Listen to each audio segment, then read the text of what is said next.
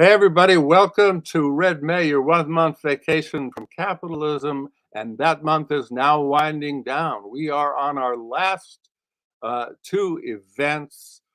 Tomorrow at 11 a.m., we have the legal crisis in Chile with Gerardo Munoz, Alejandra Castillo, and Rodrigo Carmi. So tune into that. And today we're going to discuss late fascism, a kind of return of the repressed again. It keeps coming back and back like in a zombie movie.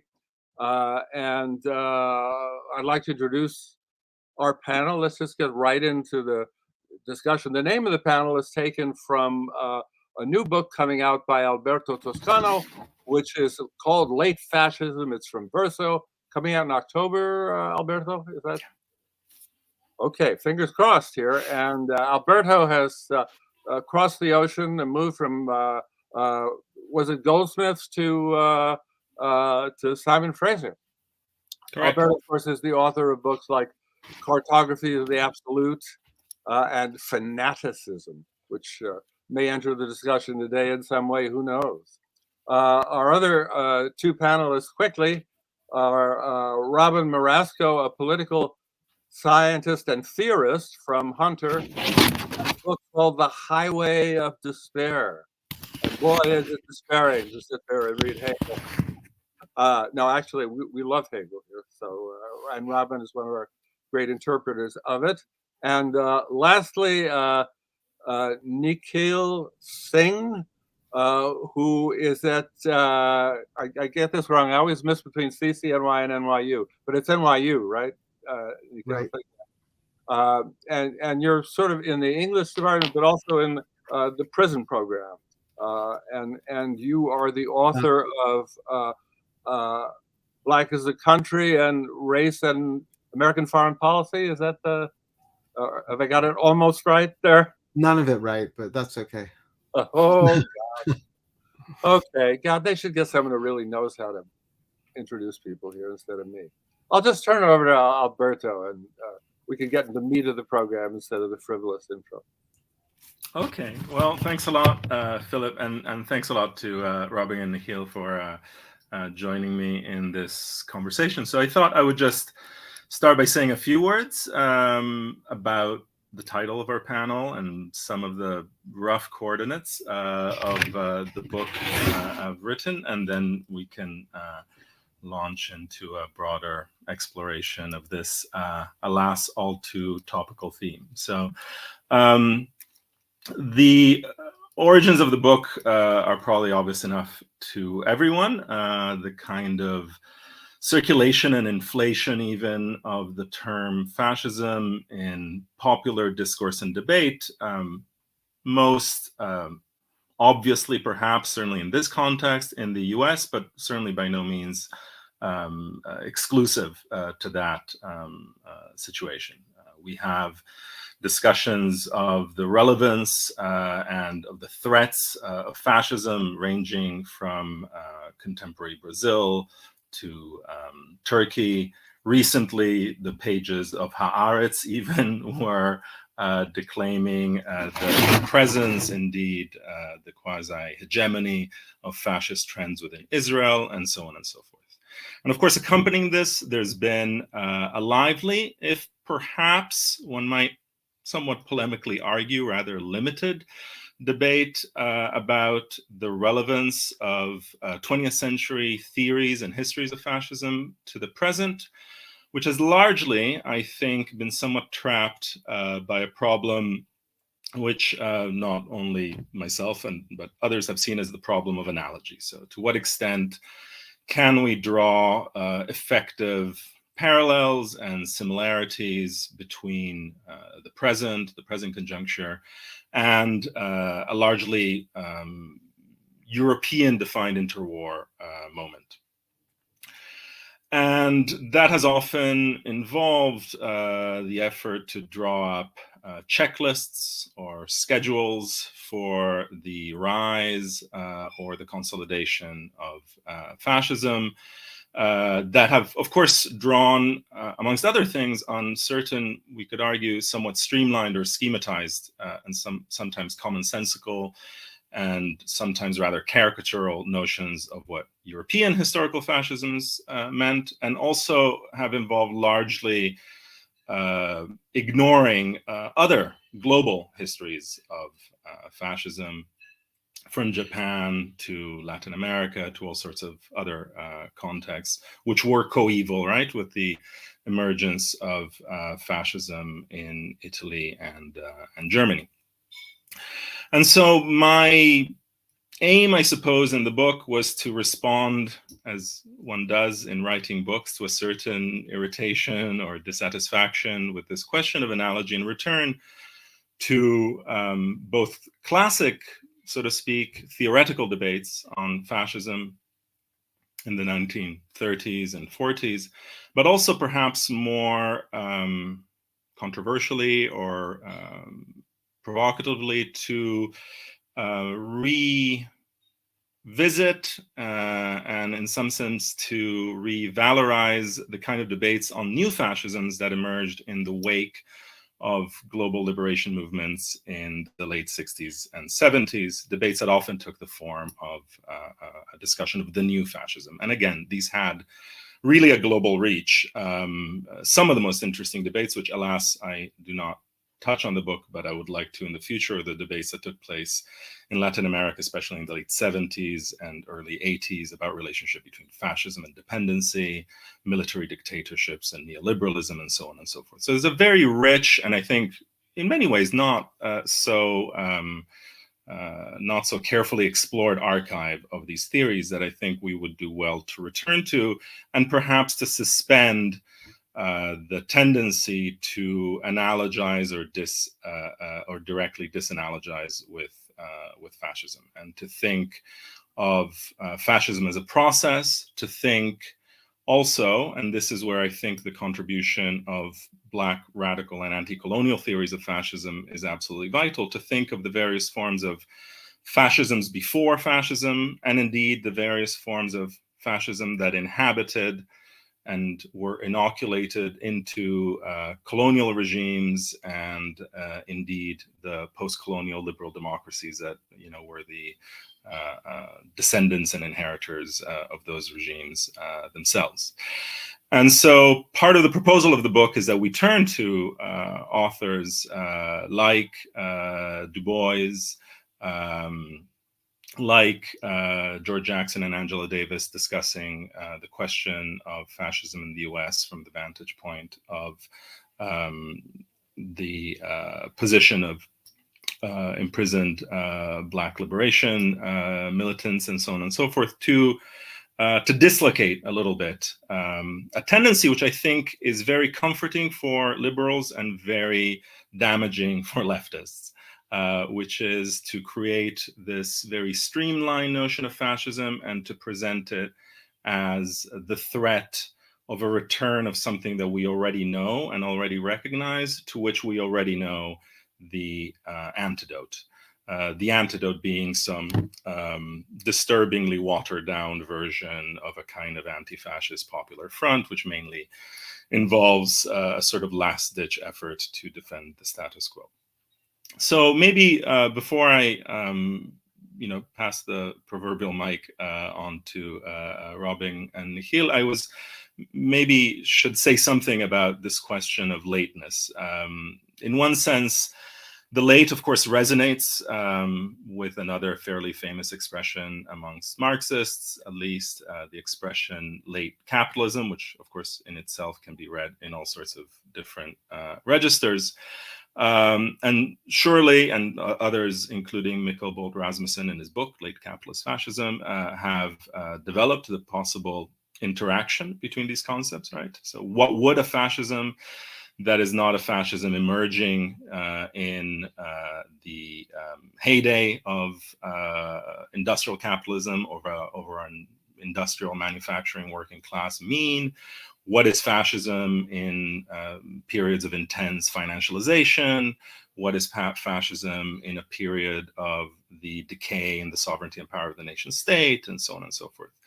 I also mean lateness, perhaps in a different vein, which is the sense of both the presence of distinctly fascist phenomena and rhetorics and desires and modalities, but also what seems to be their anachronism, their being in some sense out of time.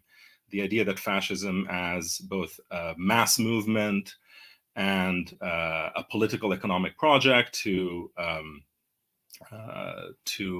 dominate a capitalist state, to quash working class insurgencies, to prolong imperial projects and colonial projects is something that bears little clear connection to our own moment. And of course, I guess we could also add to that, of course, fascism in its classic form in the 20s and 30s also had to do with its own forms of lateness, right? The lateness of Italy and Germany to the colonial and imperial project, the coming after the Russian and other revolutions, and of course, fascism's own obsession with lateness understood as decadence, decay, and so on and so forth. So I think all of those things are somewhat at play, but I wanted to stress what seems to be both a kind of ubiquity of fascist themes and modes, which make a lot of sense of the circulation of this term in all sorts of very different political contexts, but also the sense that there is a kind of profound anachronism or profound disjuncture between some of the classic forms of fascism and the present. But lastly, I do think that in order to study that lateness, or to think about that lateness, to think about what fascism after fascism might mean, that we also have to be attentive to something that in different ways I think both Robyn and Nikhil have studied and foregrounded, which is the forms of fascisms, in a sense, before fascism, right? Whether the seeding of fascism in settler, colonial, and imperial forms of violence, or the presence of fascist potentials within the family, and so on and so forth. So those, I think, are also themes that are very important to draw on to expand our discussion and break it out of this deadlock. Are we in the 1930s or not? Which is really only benefits the Madeleine Albrights and Timothy Garton Ashes of this world. And obviously being in Red May, that's not our game. So I think I pass it over to Robyn and then Nikhil. I think that was our sequence. Lovely, thank you. Can everybody hear me? Terrific. So first, I just want to thank Alberto and Nikhil for the invitation to sit on this panel. I've been reading both of you and listening to you and thinking with you from a distance for several years now. And so it's an absolute honor to be on this panel. And thank you, Alberto, for your work, for your recent work, and the manuscript forthcoming book that this panel sort of launches or kind of anticipates. I just want to pick up on a few themes that Alberto has raised for us and kind of develop them in a different way or along a different kind of set of inquiries. But first, let me also just continue in the spirit of flattery and acknowledge Alberto's kind of contributions to our thinking and rethinking of the tasks of critical theory. And I mean this on sort of two levels. First, the kind of serious, the integration of a serious scholarly enterprise with a kind of sincere and profound public engagement, and in which neither is sort of compromised for the other, I think is a real model for sort of all of us. And so so I appreciate this sort of invitation to think our present in a very dynamic way that builds upon a kind of deep scholarly knowledge and advances it without necessarily getting kind of mired in it, so to speak. And then I might say that the other thing that Alberto's work invites us to do is think expansively about what critical theory is and the resources from which it can draw. And so as I've tried to think expansively about critical theory in its dialogue with especially psychoanalytic and feminist traditions, I have appreciated Alberto's effort to kind of think expansively about critical theory as it sort of assimilates and also is sort of challenged and provoked and rethought by especially anti-colonial thought and the Black radical tradition. And so I just want to kind of acknowledge in general the contribution to the kind of contemporary tasks of critical theory. And I might want to just sort of think about what I take to be my own challenge and my own thinking through these contemporary, the sort of contemporary task or challenge for those of us who identify with this term, with this tradition, and with this intellectual practice. For me, critical theory in the kind of present, kind of contemporary conjuncture really involves an effort to think on the level of both history and structure, in which neither is kind of compromised for the other, neither is reduced to the other, and in which we don't kind of appeal to kind of a quick and like sloppy invocation of a dialectical relationship between these two.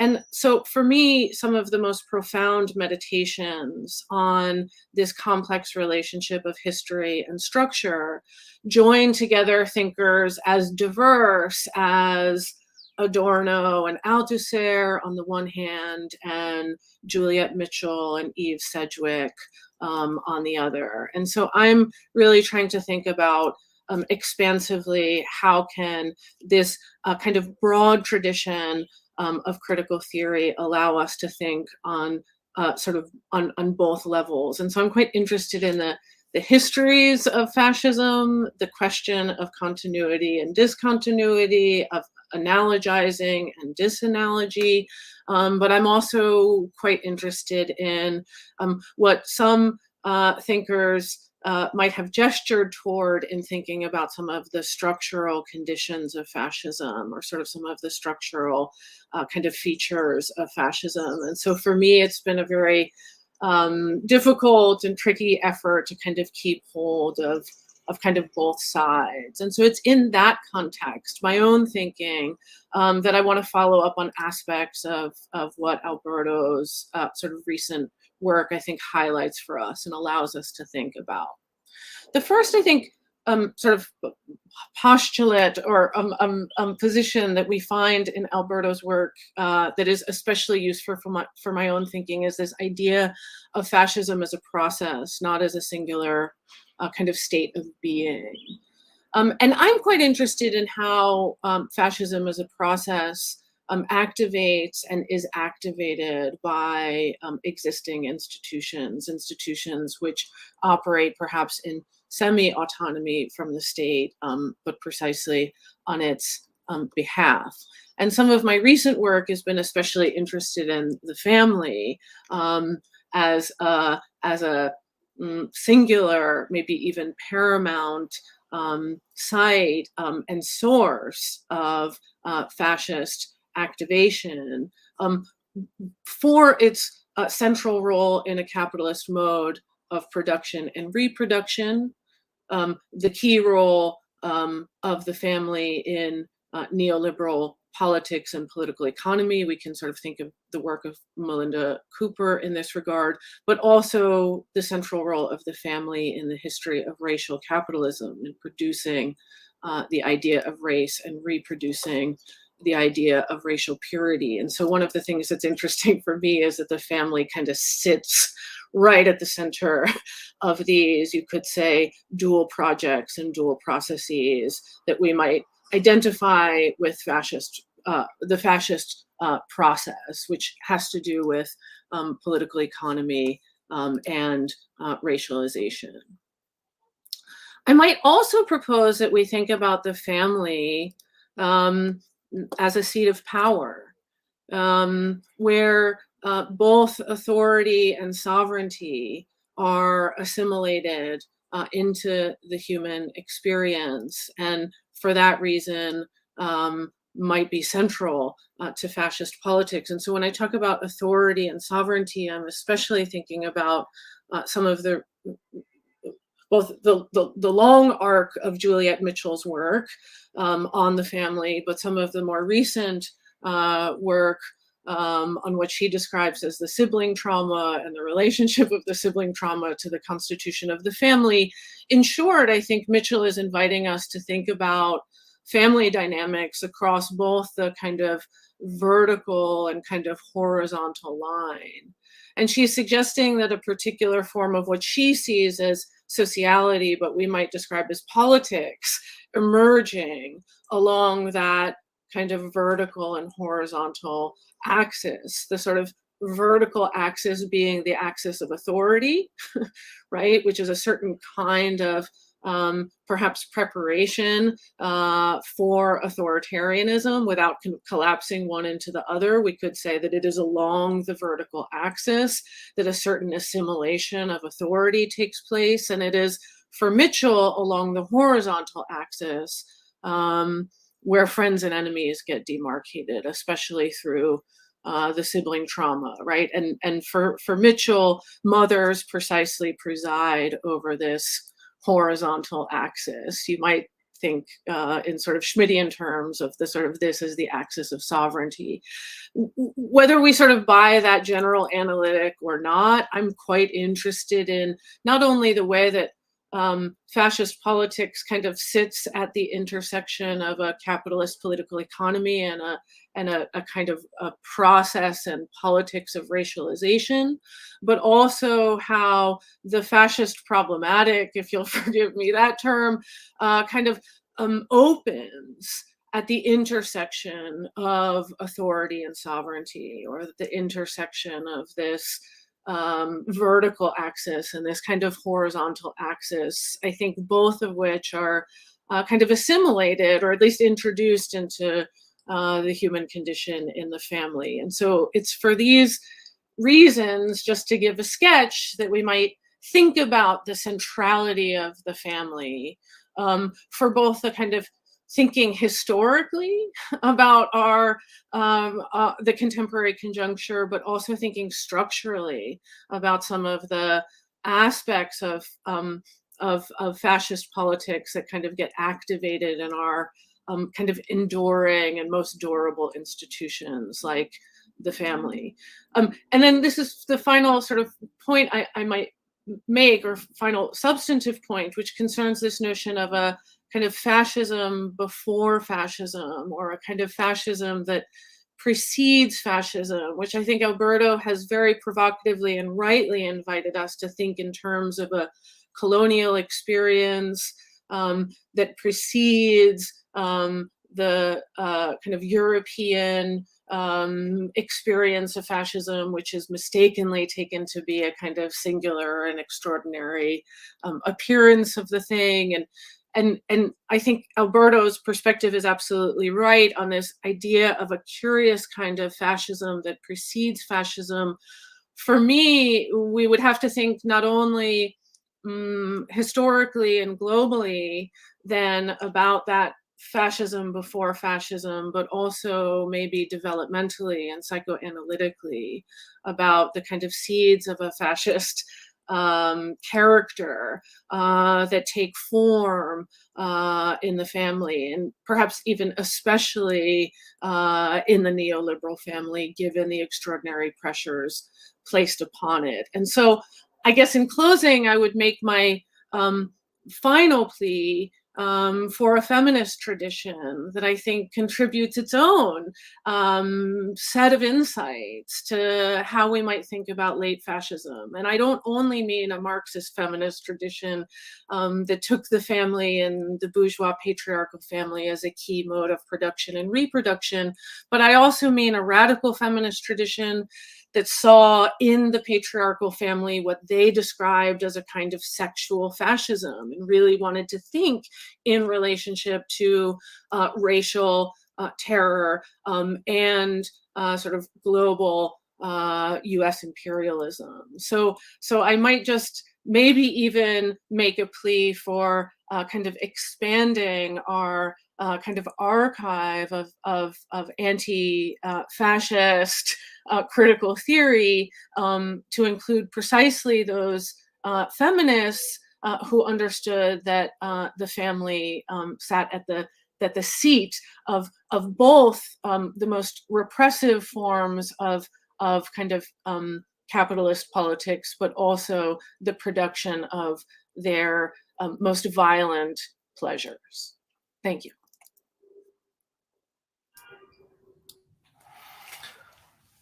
I want to echo Robyn and express my thanks to both Robyn and Alberto for asking me to participate in this discussion. I'm great admirers of both of your work, and we are gathered here on the occasion of being able to kind of preview Alberto's book before a lot of people are going to get to read it. But it's a really, really important book, and it's going to be very, very helpful in clarifying what has become a difficult discussion over the last several years. I just want to say a note also of thanks to Philip Wohlstetter and to the organizers of Red May, who have me back every year. And it really is one of the magnificent, wonderful gatherings of our disparate left kind of community. And I wish we were all meeting each other in person and had a chance to really spend more time together. But this will have to do for now. So thank you, Philip. So when I say this has been a difficult discussion, I'm thinking really of my own kind of struggles to wrestle with this signifier fascism and the challenges of what we might call kind of specification, right? Which I think leads us to think about fascism in terms of typologies and analogies, right? In the way that Alberto has kind of rightly cautioned us against, and that we have to have a kind of a checklist to sort of say, yes, this is fascism, right? And then it leads us into these kinds of historical dead ends where it becomes almost impossible to say anything that's really interesting about what's happening now.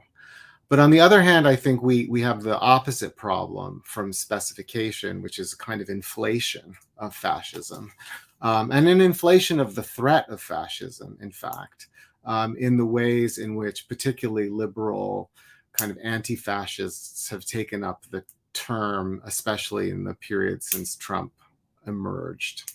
We have to remember that liberal anti-fascism is the dominant tradition in the United States since World War II. So that has to be something that we think about when we think about the way this debate gets shaped in the United States. And I think Alberto's book really offers us a way through this problem of kind of over-specification through analogy or through a kind of exceptionalizing of fascism that is always found wanting when you try to compare what's happening now to the real thing, and to a kind of inflated account that finds fascism kind of sort of growing, metastasizing, despite the fact that the mundanities of American politics continue. And I think the way he finds through this is one, to kind of reiterate something Robyn has said, to think of fascism as a process, and to think of how we relate fascism both as something that exists in relationship to capitalism broadly and to kind of the structural requisites of the economy, but also that exceeds those through kind of various psychopolitical valences that conscript people into authoritarian politics and desire. So that's kind of one sort of broad sort of element that I think we can think of when we think of fascism as a process. But then more specifically, through the genealogies of racial fascism, colonial fascism, or what is called what Alberto has called fascism before fascism, and what the Black radical tradition long named as racial terror before fascism emerged as a kind of formal political movement and a set of politics that then became kind of the reference point. So I think that those two moves in the book are really, really valuable for us, and really we can talk about them further in the question and answer, and kind of elaborate what those are about. So I want to just kind of use the rest of my remarks to sort of think a little bit about fascism in the U.S. context, because I am a historian of the United States, and I think Alberto's book is not pitched this way exactly, because he's really trying to think about a kind of global frame for the emergence of far-right movements. But there is something about the U.S. in this discussion, particularly the critique of racial fascism, that has long been a concern of mine. So a couple of years ago on Twitter, I offered this kind of quip, and I just quote myself from Twitter. I'm no longer active on Twitter, but you can still find this account, and you can search any of these tweets if you want to. So I asked, why is there no socialism in the United States? That was the common question that Marxists asked in the United States. And one of the answers, or composite answer that's given to that question, is a racially and regionally fractured, institutionally weak, craft union dominated labor history. That's just sort of a simple answer. But we rarely ask the question, why is there no fascism in the United States? But that might be considered a corollary question to the why is there no socialism in the United States. The answer to both of these, in short, is something like the liberal tradition, or the dominance of a liberal tradition. But I gave this answer: slavery, segregation, settler colonialism, race wars, nativism. In short, fascism in the United States is redundant. So that gets close to a kind of colloquial, sort of setting for the Black radical response to fascism as it emerged in World War II, which was essentially to say, as Langston Hughes did, that we have been suffering fascism long before fascism was called fascism, and something that Hughes went on to describe as our native fascisms, that is, the forms of racial terror that had circulated throughout US history from its inception. But I want to add something to this kind of immediate post-war context. The post-war US far right, or the wartime, or let's say the US far right in the World War II period and emerging out of World War II, was always Nazi curious. And that may be one of the main misconceptions of the fascism discussion as it unfolds today. Since these people already understood the family resemblances, much like those on the other side of the debate, the anti-fascists, especially the Black anti-fascists. They already understood that there was a relationship that existed between what was emerging in interwar Europe as fascist movements and the racist far right in the United States. And much of contemporary US history, that is in the current moment that we live in, is watching the intense anti-Nazi propaganda campaign launched by the US government at the outset of World War II lose its grip on conservative elites who have returned to this kind of earlier formation. It's this kind of breaking of taboos that Trump represented. And in many ways, Trump represented a kind of return to this kind of World War II era, far right, kind of racist, isolationist kind of vision of the world, right? That was, as I said, Nazi curious and sympathetic to some of the aspects of what was happening on the far right at that period. And I want to quote from a letter that Claire Booth Luce wrote to Henry Luce. So Henry Luce, you may know, is the author of the famous manifesto, The American Century, which is often considered to be a kind of a blueprint for American cosmopolitanism after World War II. Luce is imagining a world based upon free trade, the end of empires, the circulation of automobiles and American jazz, which he sort of appropriates, right? And of course, Luce has his own weird racial politics, and he's an old line American elite, and he's very, very invested in the Chinese nationalists and other aspects of what's going on in different parts of the world that are going to impact his politics going forward. But the American Century is really often taken as this kind of quintessential liberal document of kind of how the United States' globalism is going to look different from what came before. And he's answered with a long letter from his wife, Claire. And Claire is an interesting figure in her own right, but she begins, "My darling Henry." And I think this is interesting in light of the kind of family romance that sort of Robyn points us to. So what she says in that letter is, and I'll quote a little bit now, "America will survive as a nation only if she preserves the racial and cultural homogeneity, predominantly Anglo-Saxon, which until 1850 anyway, made her America. This is a matter of strict barriers against further immigration of brown, black, and yellow peoples, and a desperate attempt to keep out the scum and sweepings of South Europe, the Levantine East, and Asiatic Russia." It's quite a compass. She goes on, "Nations are the most cannibalistic of human organisms, and many have been interested of stripping us, killing us, and then devouring us to grow fat, sleek, healthy, rich, and strong by the same process that Great Britain and ourselves have grown. But Great Britain, and in colonial days ourselves, have generally preferred to eat black, brown, and yellow meat to white meat. And now that they have us on the ground, their teeth sunk into us, they see an opportunity that we must be prepared to fight against." She concludes her letter, "So I am a fascist, I suppose, because I believe with all my heart and mind that the war with Germany is folly, and that it will weaken us horribly." I'm sorry, this is very faded, what I have here. "To face our next centuries, and that to face those enemies who are yellow and brown, we must face them as white men who created the Parthenon, Rems, Rockefeller Center, Plato, and Shakespeare, and not as New Deal pinks. And all that is that, and I am now signing off the Loose Network for the duration."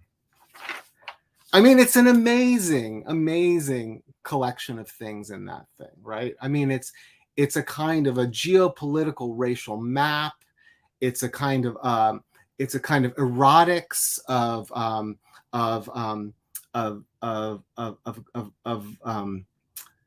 kind of perverse erotics of kind of racial dispossession, and kind of what that is imagined in terms of kind of feeding the vitality of the kind of devouring body.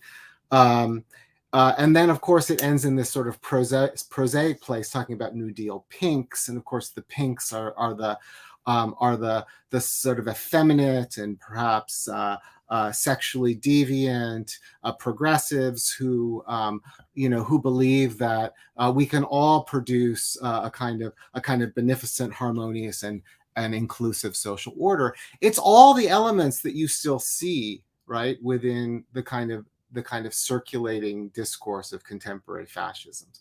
So the American far right has always been fascist curious. I think we shouldn't ever think that we have not been living with fascists in the United States. And we should never think that fascism has not always been about a kind of racial logic that's been understood as both inwardly and outwardly directed, right? Inwardly directed in the control of indigenous and exogenous others, coming from the frontier and the plantation through the sort of modalities of segregation and Jim Crow and Indian removal and so forth. And outer directed in the expansionist urge, right, to think about the United States as a nation that will, in fact, always be, in some ways, an empire. And so those elements of US history are, I think, ones that we have never really internalized into a kind of a clear understanding of what the United States actually is. Not really a nation state, but a kind of empire state, one that sees itself as possessing the capacities to sort of supersede the more bounded and kind of narrow version of European imperialism, in part due to its own sort of internal experience with racial technologies and its ability to employ them effectively, right?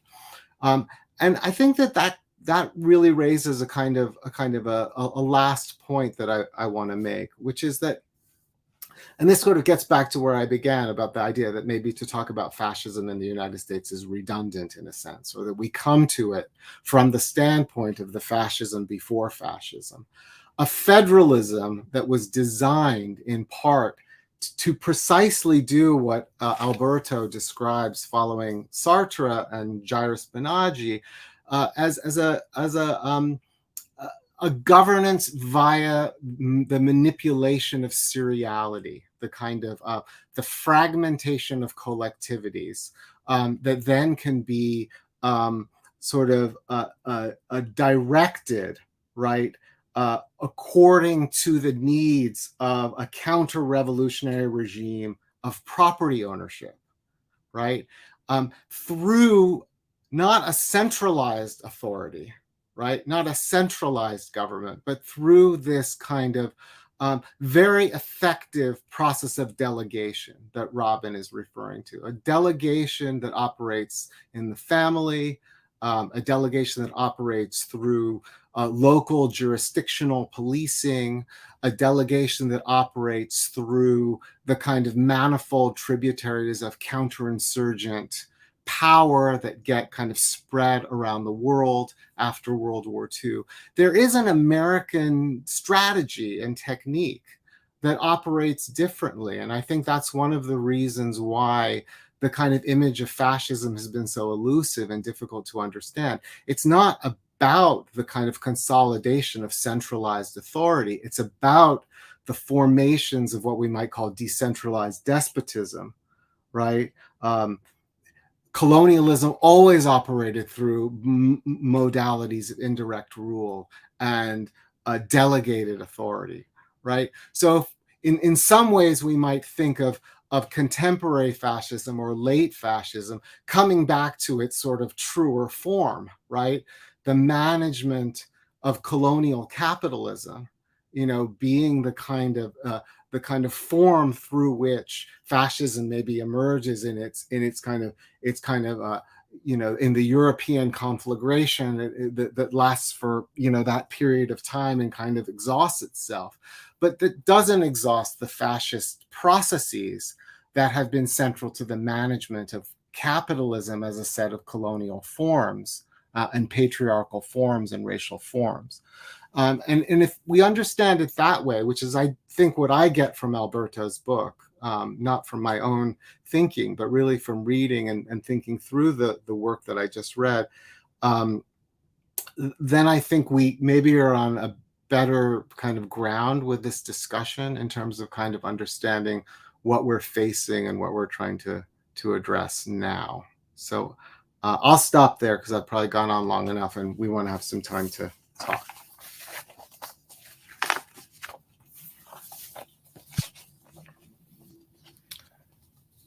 Well,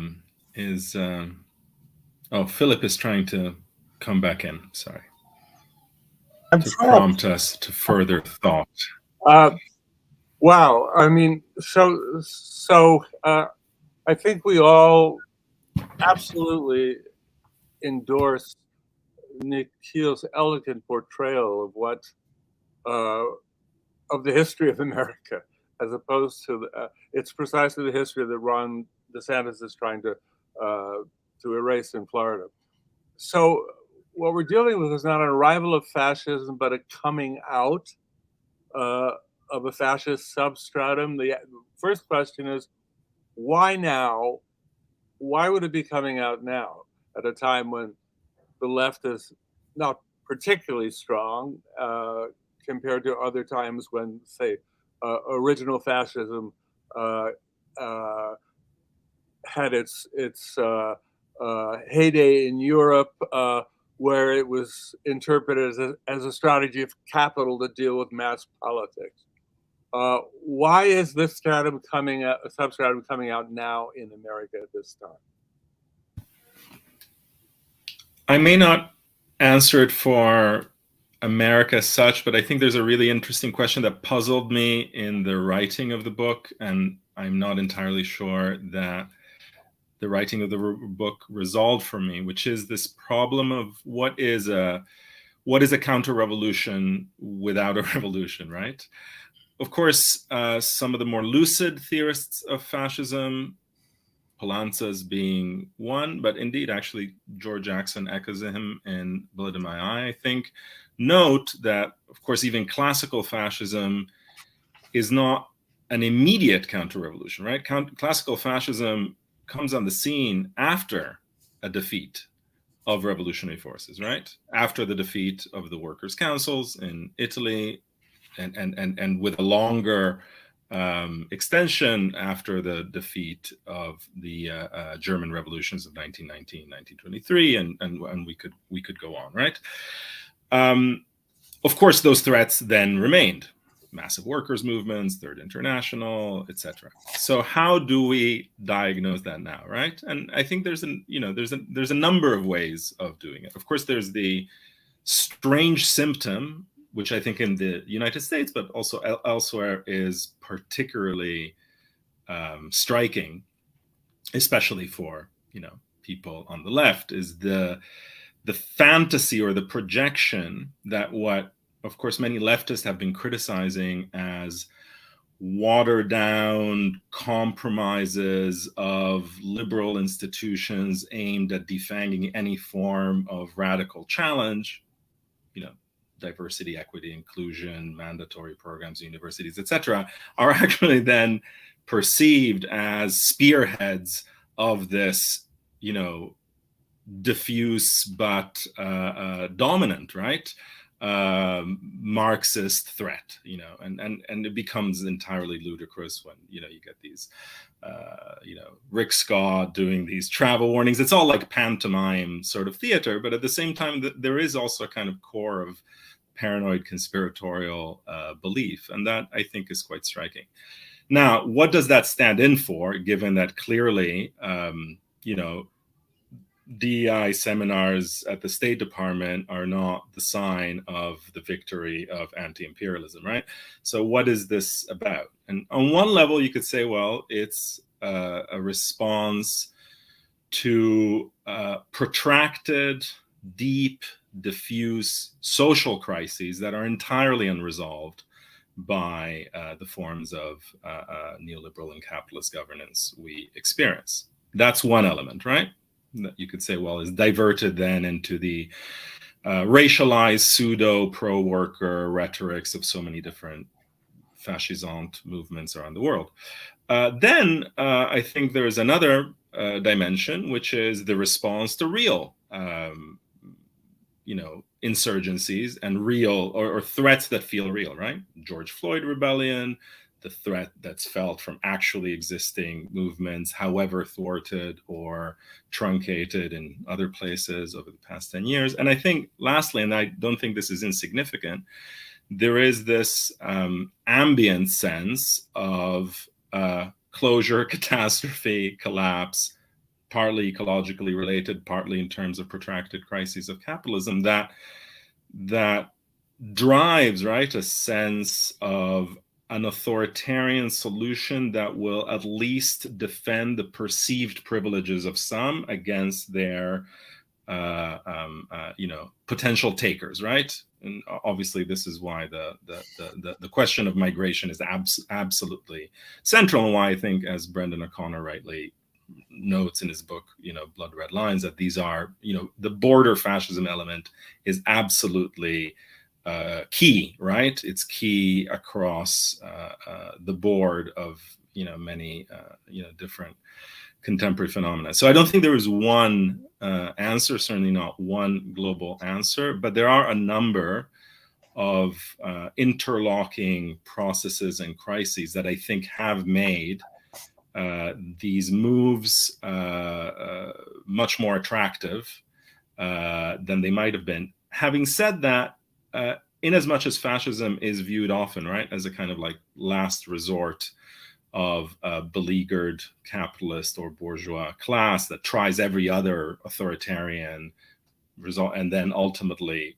makes this compromise and has this kind of sorcerer's apprentice problem. I don't think that's, that was one of the issues that I was dealing with in the book. There's not at all anything, there are, of course, a lot of capitalists, right? And there are a lot of fractions of capital that seem to be partly extractive capital, etc., that seem to be more drawn by authoritarian or fascistic solutions.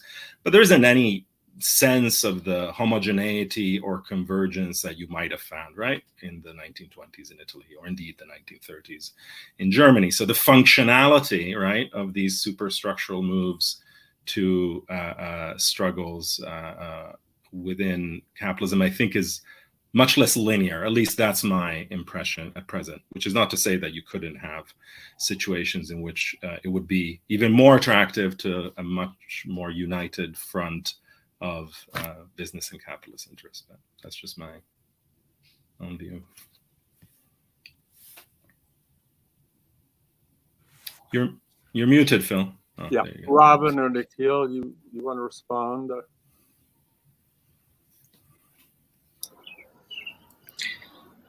I mean, to the question of why now and why these fascist eruptions. If it's worth pursuing further after what Alberto said, we can move on to the next question. Whatever you feel like. I think I think many of the things that he raised are exactly right. These kind of ongoing crises. I think in the U.S. case, I think we also have to talk about particular elements of kind of everyday life that have been reorganized over the past 15 or 20 years. And I might be thinking here about both the kind of emergence of a kind of definable and politicized gun culture that has, made, in which kind of activists especially have made a quite concerted effort to put more and more guns into the hands of more and more people. And so thinking about especially the deputization of the use of violence under conditions of state constraint or the lack of state capacity or decentralization, I think we have to talk about guns. And this also, I was sort of thinking about this in terms of what I think Nikhil rightly raised as the threat of violence. I mean, the threat of fascism and what we might think of as like the real threat of fascism versus the liberal fantasy of a threat of fascism. For me, the sort of everyday threat of fascism is the kind of everyday threat of gun violence that seems to me more and more part of our kind of everyday life. And so that seems to be kind of in the mix. I might also think about, without reducing any of this, any of these developments to technology or our relationship to technology, I think we undoubtedly have to talk about the networks of communication that were made possible by the internet, but also the specific kind of circuits of kind of desire and power and knowledge that were modeled there as well. And that seems to be kind of in the mix. and coupled with the kind of catastrophism or kind of looming threat of environmental collapse, I think these two things in our present moment really kind of come together in a particularly combustible way, right? Like the kind of technology and environmental collapse that seems, part of the mix. For me, the question of why now, I've been sort of thinking about, how, why, of course, did Dobbs happen right now? Like, why is it like, of course, this is the moment that Roe is overturned? And so it's not so much about, like, why do we talk about fascism now? But why are the elements or features of our contemporary politics so obviously where the fascist project and process has kind of harnessed in our moment? So for me, it's not incidental that a kind of a certain articulation of anti-wokeness gets coupled with a kind of a reactionary politics of transphobia and an assault on reproductive rights. It doesn't seem to me that these are arbitrary aspects of our contemporary moment, but really essential to thinking about this kind of long flirtation with fascism on the right, this kind of long history of a kind of Nazi curious right wing in America, but how it has sort of seized upon a particular set of issues in the contemporary conjuncture that actually help us to sort of understand what it is about right now. And so it does seem to me that that reproduction, as it relates to capitalist political economy and a racial project in the United States, is quite central to what the now is. And so when we want to think in the direction of a more radical anti-fascism, right, to kind of oppose the liberal anti-fascism that is the dominant kind of post-war American tradition, it seems to me that we also have to be sort of taking quite seriously the decisions from the Supreme Court. Some of the aspects of contemporary politics that we might have sort of thought about as kind of beyond our purview of concern. This is not to say that we should all assume that the Supreme Court is the only sort of location for consequential forms of political mobilization and decision making, but we have to, I think about how particular institutions that radicals have long either, I think, dismissed, right, or treated with a degree of suspicion, and I think correct suspicion, as we are now seeing. We have to, though, not simply kind of rest in the satisfactions of having always been right about the Supreme Court, right, or something along those lines, but sort of think in terms of how an institution like the court can actually contribute to the process of fascization that I think Alberto is describing. So for me, the kind of why now is the question not so much of why fascism right now, but why are these issues, of course, why is police violence, the assault on reproductive rights, transphobia, why are these, of course, the defining sort of issues of our moment? Yeah, I was going to ask a question of saying, suppose you're Marx, how would you write an 18th Brumaire of fascism to look at the farcical elements of what's going on? But after listening to Robyn and Nikhil, this notion of this deadly serious fascist project that has been coextensive with America, I wonder if we could designate the liberal response as the farcical part, or the liberal wearing the clothes of anti-fascism in the so conspicuous a Roman senator way or whatever, as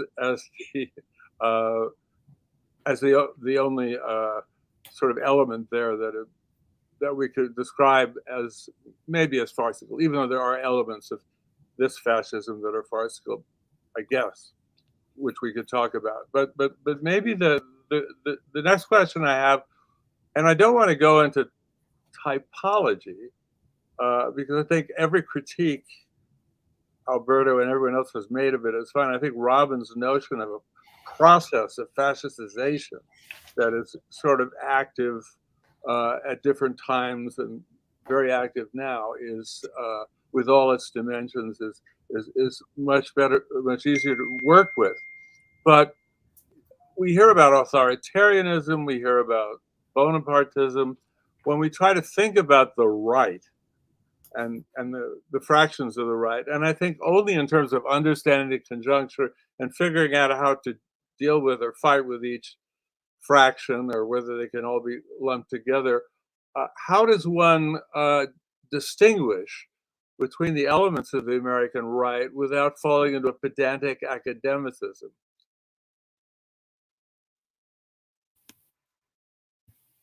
I think I'll leave this to the US historian in the proverbial room. Well, let me reframe it.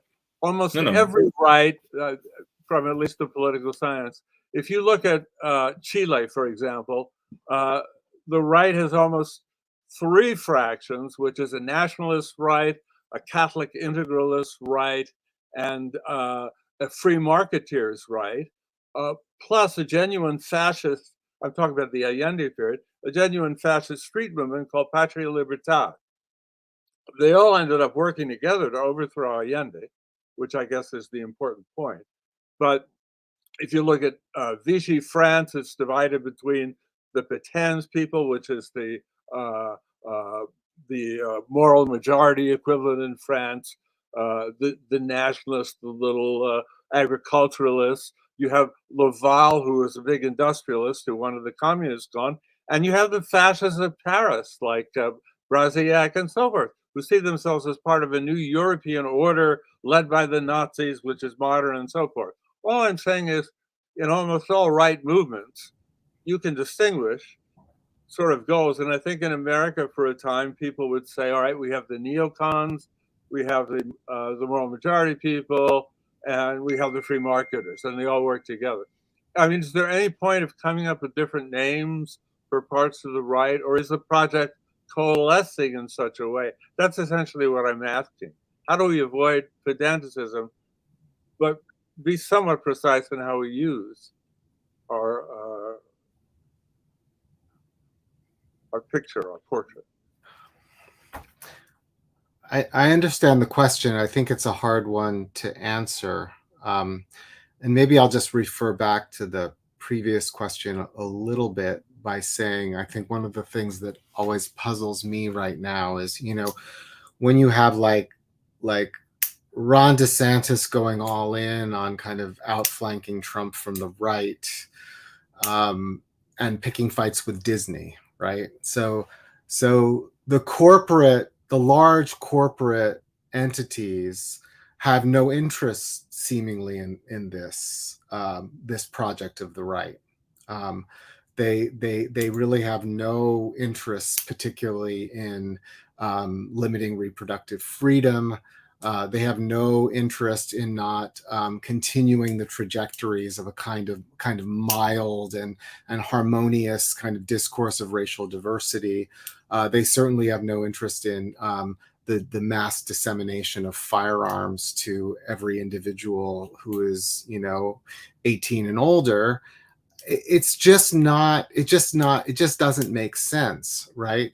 So there is something about the way in which the right's kind of biopolitics and the fourth thing would be that they have no interest in continuing to limit immigration either. The big corporate entities, particularly highly skilled immigration. They want the United States to continue to basically suck talent from, especially from India and China. And these are becoming, the right's has become somewhat successful now in limiting some of these things. I mean, through the Supreme Court, but also through some new political consensus that's emerging between, I think, the right and the center. So, and I think the term fascistization is a good term because it does sort of set in motion certain kinds of processes, certain kinds of educative, pedagogical, subject forming kinds of processes, right? And so when you look at the far right and the kinds of things they float, they're positively scary, right? As a naturalized citizen of the United States, when I see people talking about the idea that naturalization post 1965, is not legitimate. An idea that comes out of the Claremont Institute. You sort of dismiss it as this is completely unrealistic. But these are the kinds of trial balloons, and we've seen the realization of some of the most extreme plans when you now have, 6-week abortion bans and you have the sort of movement towards banning at the state level along many different fronts in the kind of gender, sexuality, and education realms, right? So there are scary aspects to the right's agenda that seem to be far more militant than they once were. And I think we would be mistaken not to sort of take that really seriously. But on the other hand, it does seem very disarticulated from any kind of political economic program or any kind of ability to master really the heterogeneity of social forces that exist in the United States. So this kind of goes beyond the question of the particular fractions of the right to the actual unruly, ungovernable character of American heterogeneity itself. I mean, it's actually weirdly the one thing that I sometimes take some kind of solace in. Like when I travel around the country and I go to places that people imagine as like, I don't know, red states or whatever, and you go into any like mall and you see every single different kind of humanity in that place. And yeah, there's a mass shooting every day in some part of the country, but also there's most of the time a mass of different kinds of people gathering in different places everywhere, every single day.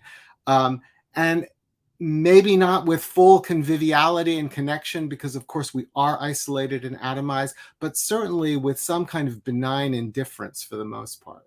Like people don't want to be at war with each other, I don't think. So, but the right wants us to be at war with each other, and they want to kind of stoke that kind of race war mentality at every turn.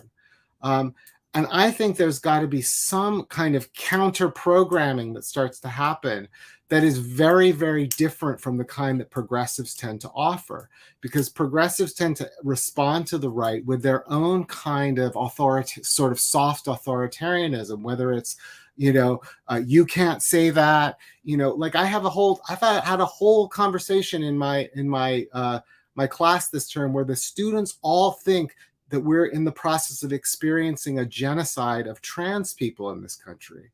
And I'm like, well, can we interrogate this idea that there is a genocide of trans people happening in this country? There is not a genocide of trans people happening in this country right now. There may be people who want to eliminate all trans people from the public sphere. Absolutely, that's a central part of our politics. But there's also an embrace of gender affirming care by the administration.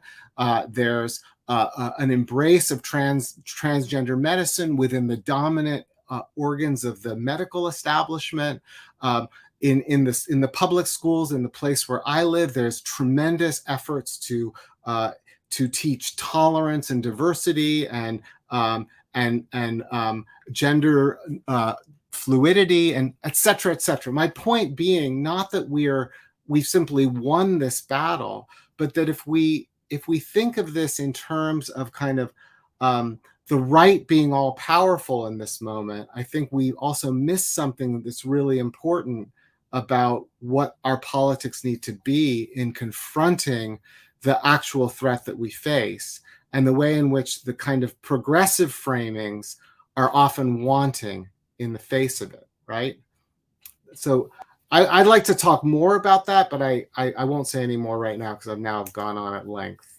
Maybe just to riff on Nikhil's point briefly, because I really appreciate how he's framed it, but it also makes me think about the significance of the state and imaginaries of the state to these contemporary formations, right? And the strangely mimetic character of it, right? So I was struck, I mean, forcing myself to wade into these awfully distorted conceptions of Gramsci that various, intellectual minnows on the far right entertain, largely based on cribbed fake citations from the internet, that nevertheless, what drew their attention, and I think that in itself was interesting and symptomatic, was this idea, rather shakily attributed to Gramsci himself, about the long march through the institutions, right? And in fact, the whole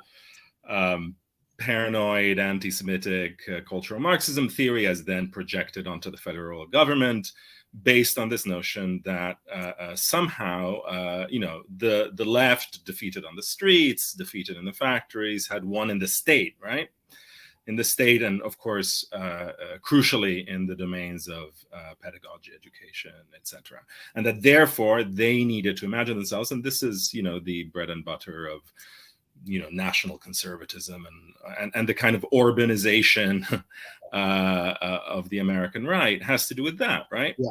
And I think that's really interesting. It's really interesting because it's actually not, it's not the return to the state in the imperial outer directed mode of neoconservatism, right? Which we know from the Iraq War and its predecessors, etc. It's a very different formation, right? It's not drawing on those,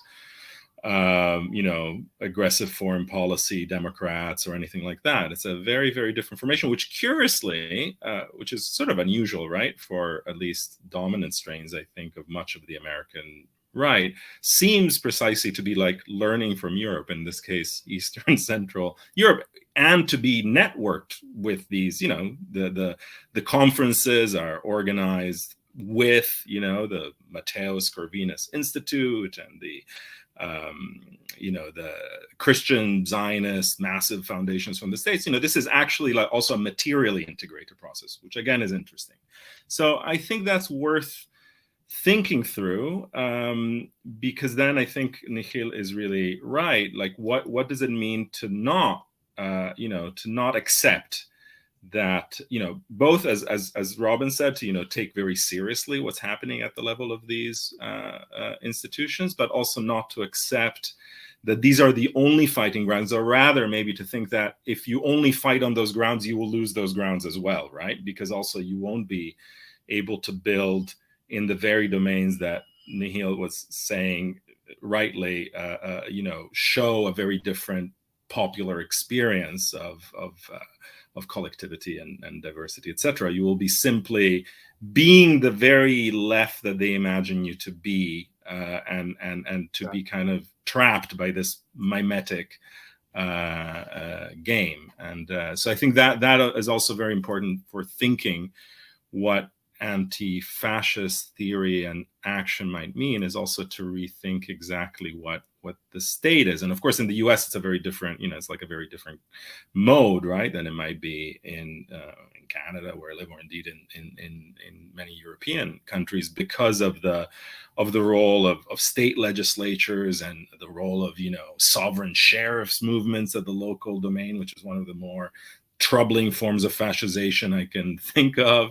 So I think that I think is a very important dimension of our discussion, and which shifts what we understand, perhaps both by the US potentials and tendencies to fascism, and about fascization more broadly. One of the most mesmerizing conflicts at the moment is between Disney and DeSantis, and resisting the the feeling of a plague on both your houses. I wish I could draw up a synthetic derivative so I can bet on Disney and get rich. Because I basically follow Paxton's notion that no far-right fascism ever comes into power unless it's made its peace with capital, the oligarchy, and the church, or in America, the Church of Disney. Do you buy something along the lines of what Nikhil says about seeing all these things and dealing with them, that the kind of 5 stages model where many of the elements that are most disturbing about the far right have to literally go? For example, possibly even the immigration thing, because capital needs all that labor to come in, the cheap labor from the rest of the world.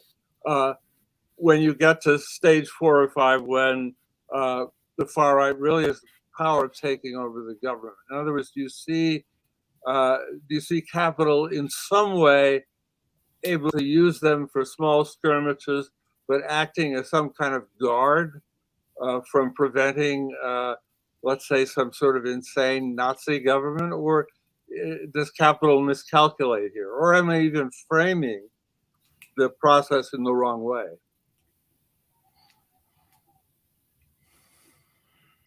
I mean, one thing maybe we could say that, you know, partly it's because of these both structural and maybe direct forms of compulsion that come indeed from the sources of funding and the political economy, right, of the intellectual and organizational life of the far right, that you also have the hypertrophy, the excess, the libidinal surplus, right, to go back to Robyn's arguments, of its culture warring, right?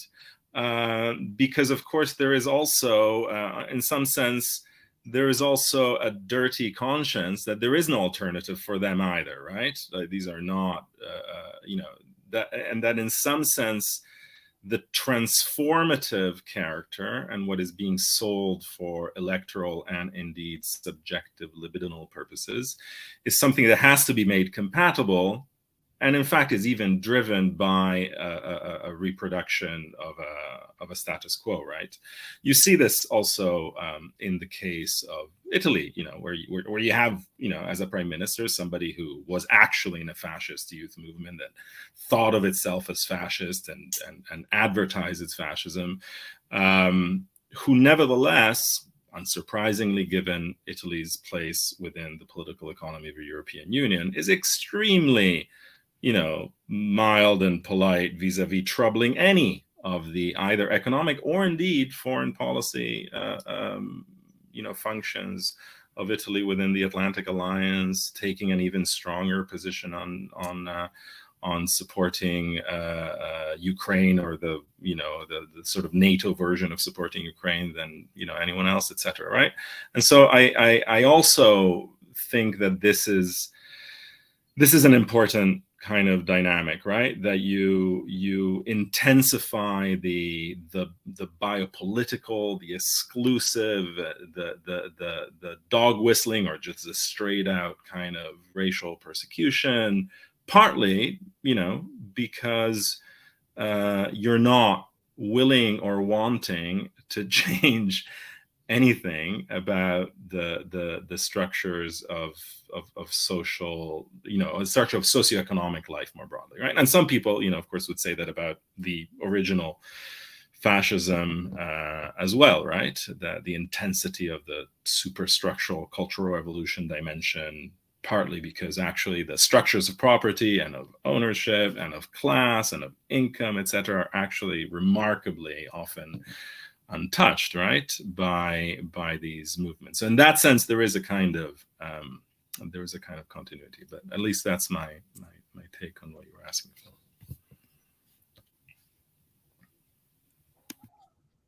for. Nikhil or Robyn, anything to add on this?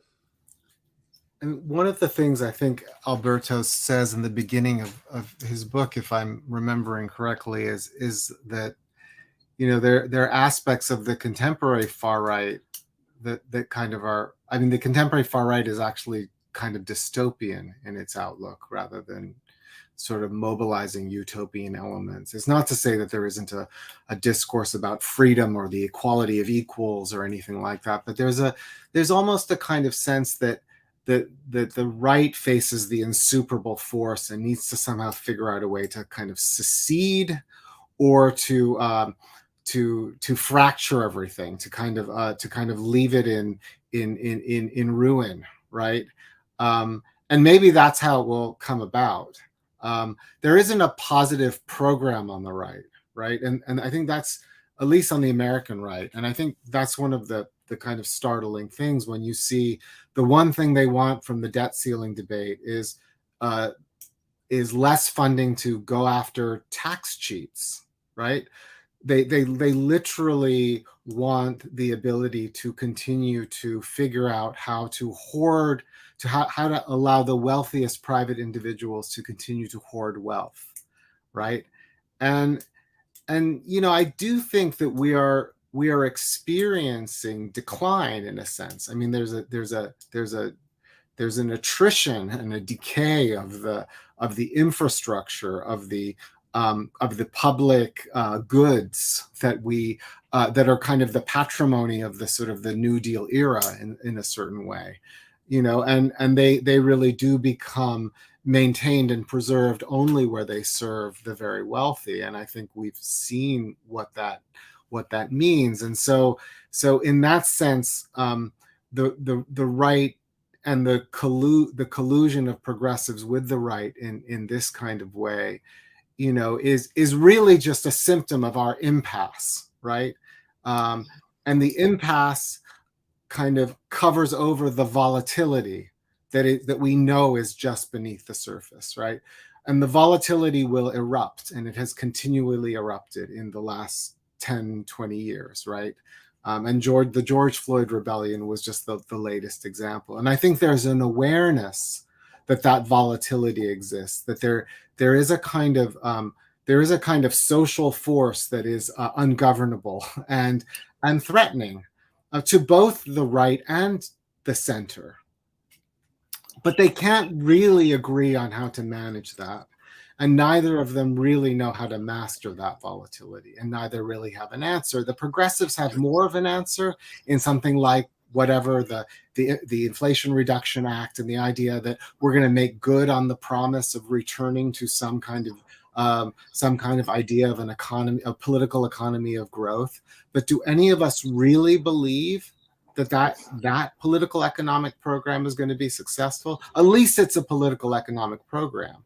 But the right doesn't really have one. At least that's a political economic program that has some plausibility, right?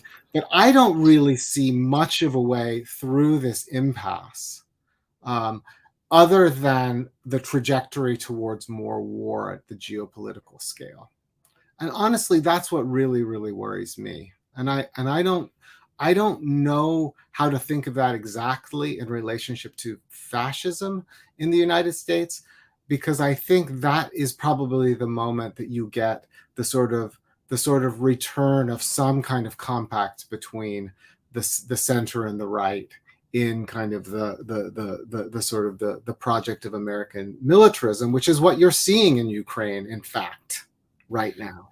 But it's interesting because it's sort of ideologically disavowed, right? So if we think of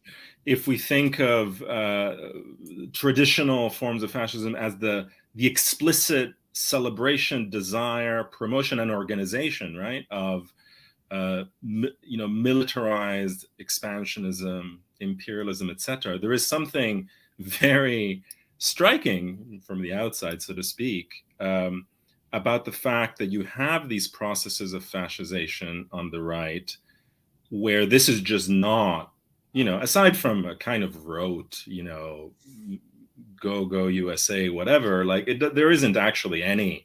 In fact, if anything, there are these weird protectionist, isolationist kind of tendencies. And on the other hand, this massive, almost unprecedented and starkly dangerous form of promotion of or intensification of war in the case of the Ukraine is only presented as a sort of like a liberal, like Cold War liberal nostalgia and celebration of something that is presented as just the, you know, the good, and in some sense implicitly anti-fascist US, right? Because this is kind of what it really is. And then if you see it through the writings of, you know, Timothy Snyder, then you would think that, you know, Joe Biden is like what anti-fascism is today, because what you have on the other side is fascism, and this is a military struggle for liberation from those forces, right? But it's not like, it's kind of removed, and then the question of China is treated very like in some kind of often very separate way. So I think that's a really, speaking of the disanalogies, discrepancies, dislocations, etc., that we've talked about the question of the state, but the question of war, which of course was the sinews of fascism too, is very oddly present and not present, whilst this delegated, super militarized, murderous virility is like everywhere, like at least in the States, right? But not, you know, not in some continuum with the idea of the projection of power abroad, right? Which is this kind of, you know, technical, logistical, bureaucratized process that's not subjectivizable, right? Like it's not like the war in Ukraine is something that is felt as like related to the subjectivity of the gun owner, or of the, like, it's a totally different space, right? Which is very different, I think, than previous iterations of actually existing American militarism, right? And the right is not really interested in that. And that's, I think, somewhat novel, right? Vis-a-vis even 20 years ago. Definitely.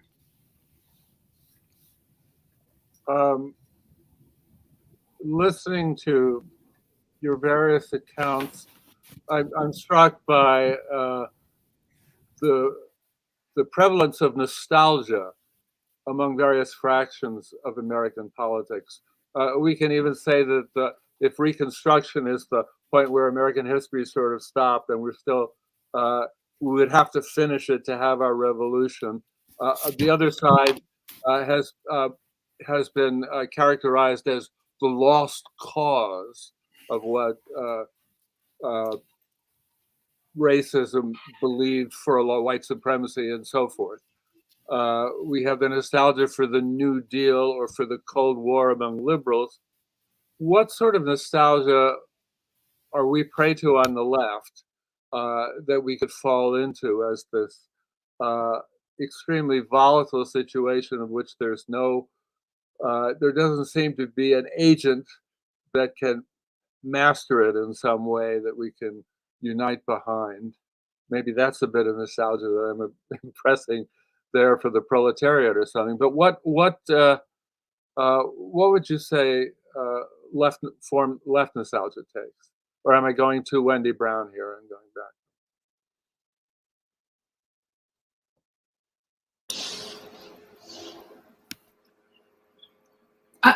I mean, I'm happy to sort of think with Wendy Brown. For me, what resonates most in her work is really thinking about wounded attachments, the forms of wounded attachment that kind of persist on the left, some of which I think Nikhil was describing among his students. And I sort of, you know, listening to some of my students, I feel like, you know, rereading States of Injury becomes quite an important task for our moment. And it makes me kind of appreciate the politics of that intervention. I sort of appreciate the kind of radicalism of the project of that book in a different way in the contemporary moment.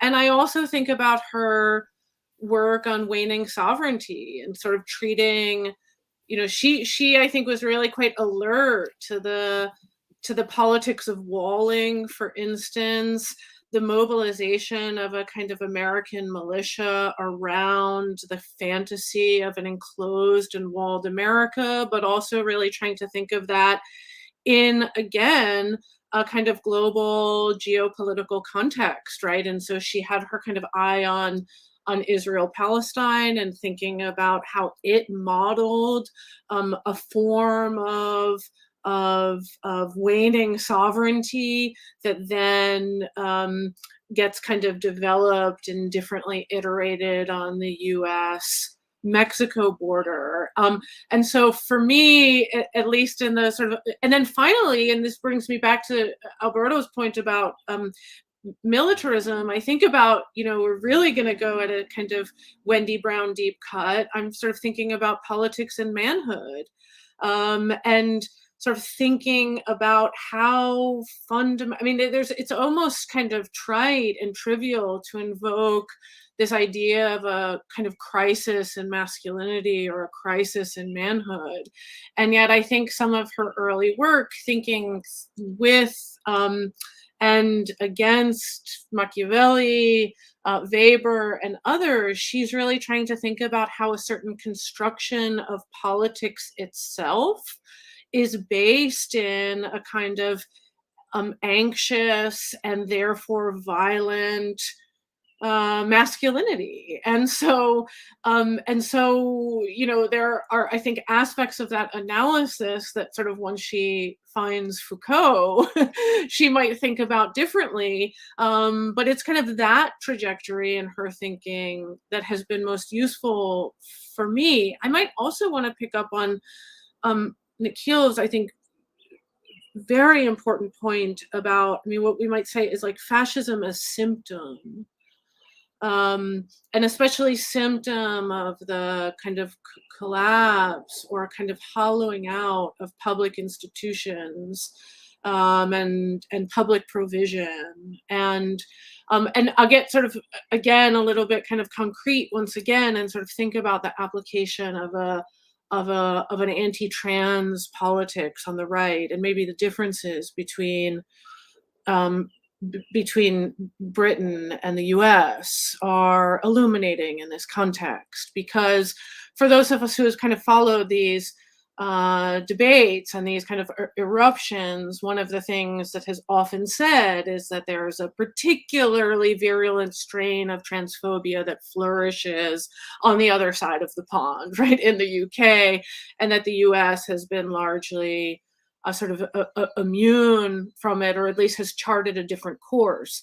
When I look, I see actually something quite different. I see that in Britain, there is a form of transphobia that has really managed to seize upon a set of political and economic anxieties. And so I notice especially that it seems to me that both the crisis of the NHS are sort of what are the sort of set of conjunctural conditions to which the contemporary British right has responded, the sort of sense of looming crisis for the NHS.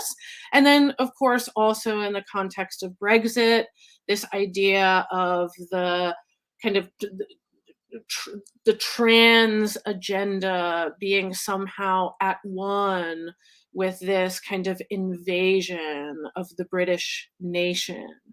Then when I look at the American context, right, and I see that as a set of public anxieties. It's like anxieties and symptoms over a kind of collapsing or sense of collapsing public infrastructure. And I look over here and it strikes me that on this side of the ocean, there is a form of anti-trans politics that has really been able to get activated around, I would identify two pillars. First, Title IX, and second, prisons. And you might say depressingly, right, that's because these are our only public institutions over here, right? Like that we don't have an NHS, right? And so it's not around that set of collapsing public provision that a kind of an anti-trans right-wing politics can really find its momentum. Here we have, I think, something quite different, which is like, Title IX, a set of anxieties around what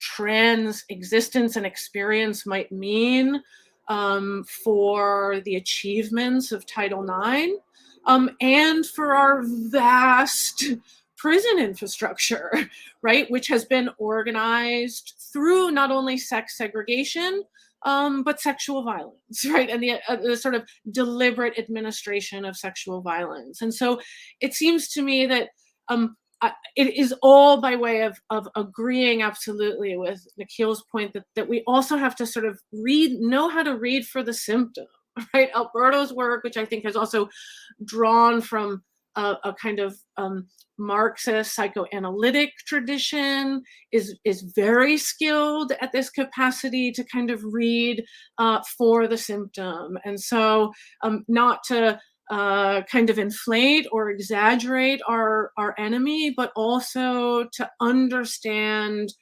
the kind of real conditions that those formations actually reflect and invite us to think through. That was such a great and helpful synthesizing comment. I really appreciate it, Robyn. I just to go back to this question of nostalgia, and I don't know if this is nostalgia. I fear what I'm going to say, because I worry that it's nostalgia and that we sound silly. But I just feel like how do we create the terms of solidarity? Like, how do we think about solidarity in the context of manipulated seriality, which is not confined to fascism? Obviously, it's the condition under which we live in many ways. I live in New York City, and one of the things I always love about New York City is that you're lost and you're looking for something, a New Yorker will like jump in and chime in with the directions, and there's something about like the kind of habitus, right, of life in the city that encourages certain kinds of just very ordinary sorts of solidarity and helpfulness that I love about living in the city. But I would also say, and that I have just noticed, and this is really since COVID and after, that the bonds have frayed a lot in the last few years. And there's a way in which it goes beyond indifference to certain kinds of contempt. It's very tied to the greater presence of the houseless and the mentally ill on the street, and the kind of the rise, although not the extreme rise, but the rise of like kind of random violence that people experience, and then the sort of the sort of deterioration of public services that I think lead people to sort of have a sense of kind of the environment as not as friendly, right?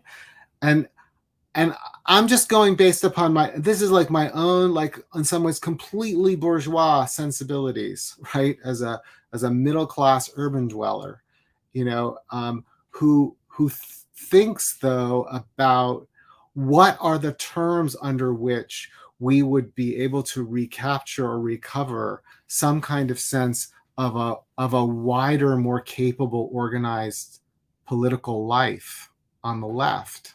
To me, that seems to be the only way I could imagine us being able to move forward. That's the only kind of anti-fascist politics that seems viable, right?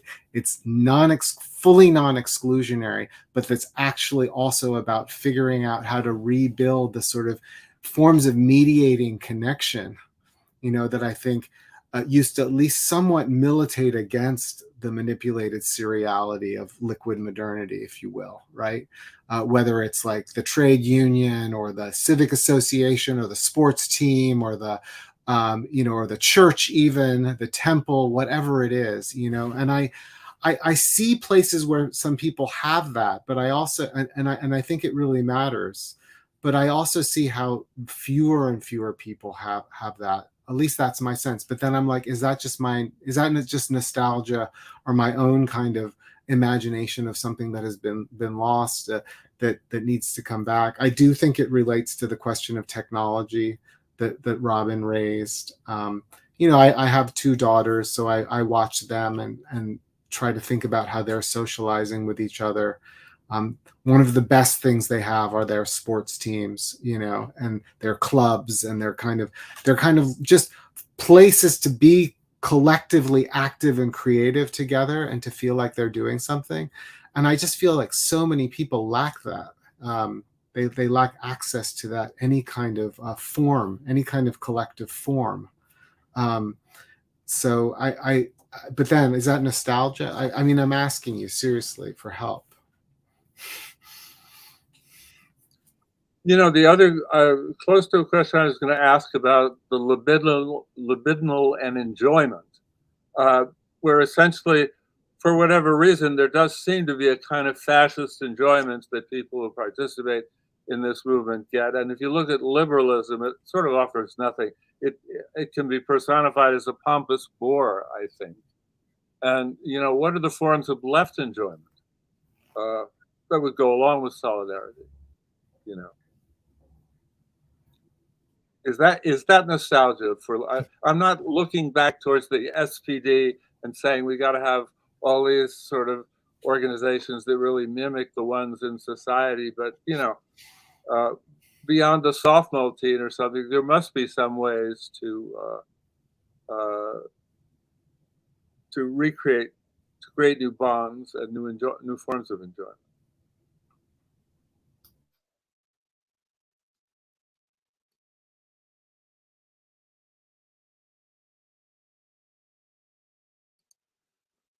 Let me see quickly if no one has to say anything about that. Some of the questions from the web, but they're not being sent in where I can see them, and usually we just sort of sift through them and find which ones are serious questions. I don't know, Robert or Ranjan, is there anything you can throw in the chat section here so I can see if there are some questions? While we're waiting for that, Alberto, do you have anything to say? We haven't heard from you in a while. We've covered quite a lot of ground.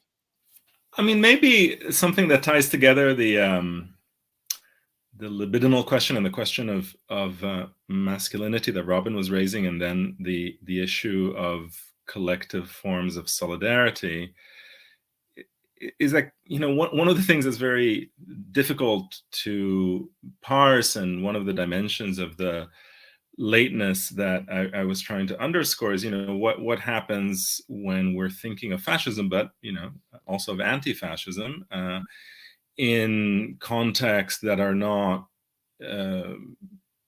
hegemonized, whether at the imaginary or the real level, by various forms of, you know, gendered industrial labor, right? And one of the things that's very curious, of course, about the contemporary gender panics and the foregrounding of certain forms of virility, etc., on the far right, is that, I mean, they're deeply nostalgic, but they also know themselves not to desire anything that involves, you know, the relationship between a man and his machine before he comes home to his family, right? And so there's something very peculiar, I find.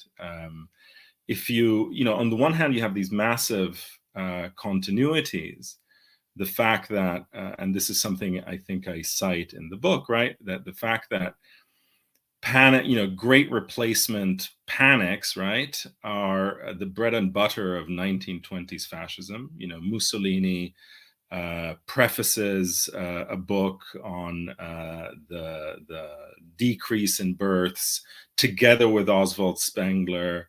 The author turns out to be the person who did the statistical work for the SS on the final solution, right? Like, that's the world in which this idea of the great replacement develops as a response to what all of these figures, including Spengler, but then in the US context, we can see Lothrop Stoddard and the like, talk about as the colored world revolution, right? Which is both a demographic and a political revolution. And that's where this kind of sits, right?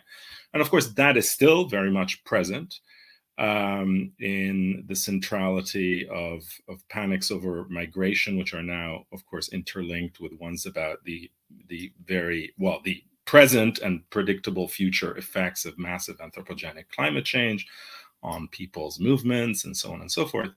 But again, it's in the absence, right? Like, so on the one hand, you have, you know, sort of Trump surrounding himself with coal miners from coal mines that are, you know, completely vestigial dimensions of the economy. you have this stress of masculinity, but it's not, you know, Fordist in kind, right? And so, but I think the problem is, and I think to me, like the sort of problem of the far left, and I think, you know, Nikhil put it very well in his own comment, is, you know, the problem is very asymmetrical again, right? Like it's the left cannot play and cannot enjoy itself at the superstructural level in the same way, right? Because that's not where solidarities are built, economies are changed, inequalities are curtailed, and emancipation takes place, right? Much as the technologies with which we exist and the political arenas in which we, alas, operate draw us to that, right? Like draw us to the endless kind of pantomime and performance of conflict, right? So I think that's a real issue. This is not to discount the fact that, of course, you know, and this is something that many people have noted, is that, you know, the far right also works through real forms through real collective forms, right? Through, you know, bands of brothers and all sorts of organizations, from, you know, biker gangs to CrossFit or whatever, right? Like, so all of these things are very present, right? Like, and actually people do exist in lots of social, you know, different social forms, many of them manipulated and serial and atomized, etc. But I think the bulk, you know, the sort of the visible bulk of these far right fascization processes are much more rhetorical, right? They don't pervade civil society, let's say, in the way that someone like Dylan Riley studies for, you know, 1920s Italy, Romania, and Spain, etc. Right? Those things are present, but I think the bulk of it is taking place driven by, you know, it has a very spectacular and electorally oriented dimension, right, which kind of dominates this. And so I do think that any, you know, any anti-fascist politics worth its salt will involve also really organizing things that one would want to defend from fascism, right? Like, that's rather than just you know, blocking their machinations. And so I think it will come out of, you know, once again, alas, right? Like, out of people collectively organizing to, you know, provide safe abortions, or in states where it's illegal, or, you know, defend parents who are being persecuted because their child transitioned or whatever, right? Like, all sorts of different phenomena. But I think it's, yeah, it can simply be seen in the sense of castigating, pointing to, or resisting the process of kind of fascization or the growth of the far right at this just kind of legislative, institutional, and rhetorical way. So in that sense, you know, I really agree with Nikhil's orientation on this. So.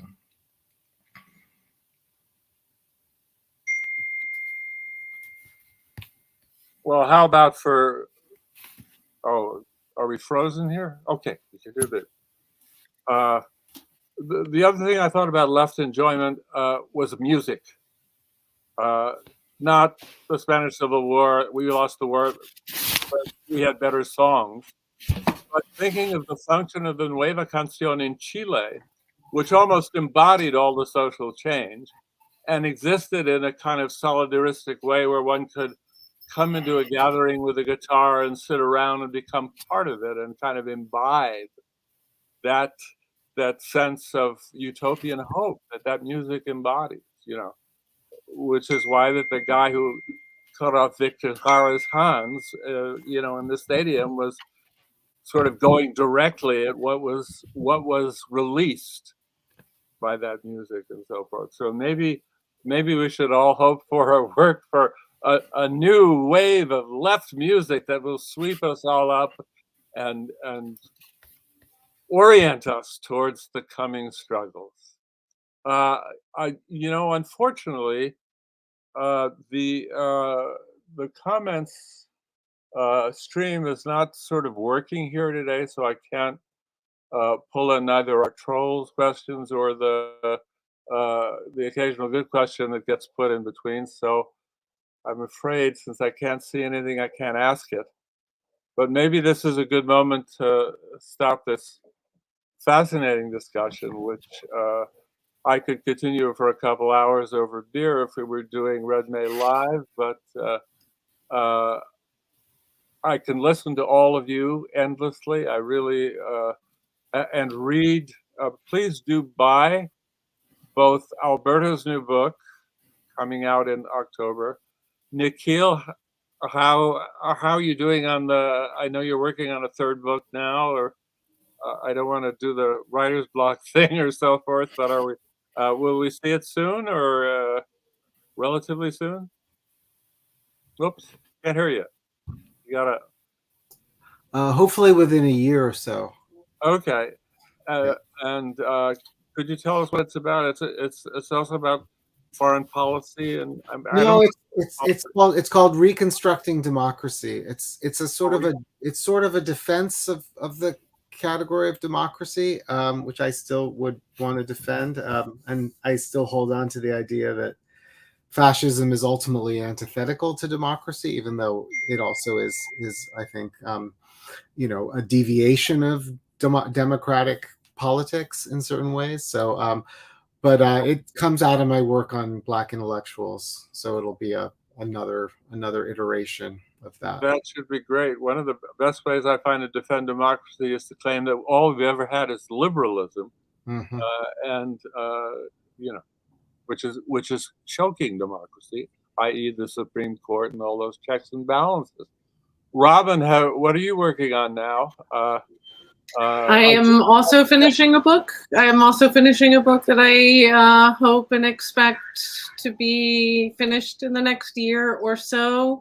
And it's on critical theory, critical theory in the family, arguing that the tradition of critical theory kind of discovers and develops its distinctive concept of the political in and through an argument about the family. And so I try to tell a kind of different, alternate, and maybe more expansive story of the tradition of critical theory, and also develop its points of contact and conversation with the feminist tradition. And so it's also really about drawing out and amplifying a kind of feminist potential kind of harbored in this unlikely tradition dominated by men, and mostly European men, and also using the feminist tradition to kind of challenge some of the lingering patriarchal and androcentric kind of conceits that permeate that tradition. I wanted to really just thank, before we go, Robyn and Nikhil for such extremely generous engagements. It's been like a real pleasure to talk with you, and hopefully, yes, the proverbial drink or meeting in person will happen sooner rather than later. And thanks again to Philip and Red May for making these meetings possible. Hey, thank you all, and thank you out there for watching. We have one more event tomorrow, the legal crisis in Chile, which will probably bring up the notion of fascism in it. It has Gerardo Munoz, Rodrigo Carmi, and Alejandra Castillo. Thank you very much. Have a good day. Thanks, everyone. Thanks.